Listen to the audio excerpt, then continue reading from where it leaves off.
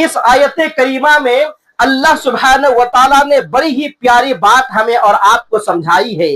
और वो ये कि मालो दौलत, ओहदा व मनसब, शोहरत और मकबूलियत और दुनियादारी ऐसी चीज नहीं है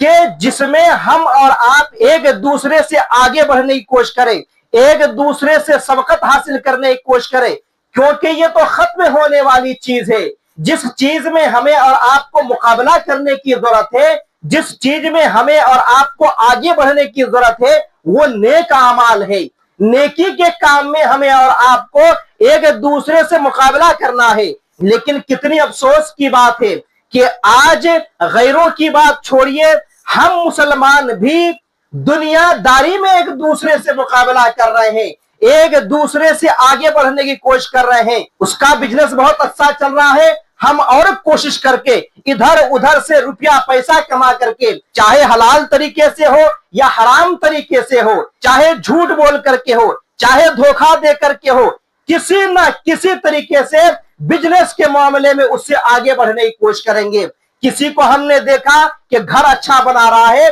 तो हम इस कोशिश में लगे हुए रहते हैं कि अच्छा उसका इतना बड़ा घर है, हम उससे भी बड़ा घर बनाएंगे। किसी के पास जमीन जायदाद है, तो हम चाहते हैं कि उससे ज्यादा जमीन जायदाद हम खरीदेंगे। तो मेरे भाइयों, अल्लाह सुब्हानहू व तआला ने इस आयत करीमा में हमें और आपको तालीम दी है कि दुनियावी मामलात में मुसलमान एक दूसरे से आगे बढ़ने की कोशिश नहीं करते हैं, एक दूसरे से सबकत हासिल करने की कोशिश नहीं करते हैं, बल्कि ऐ मुसलमानों, अल्लाह रब्बुल आलमीन हमें और आपको यह हुक्म दे रहा है, फस्तबिकुल खैरात, नेकी और भलाई के काम में एक दूसरे से आगे बढ़ने की कोशिश करो।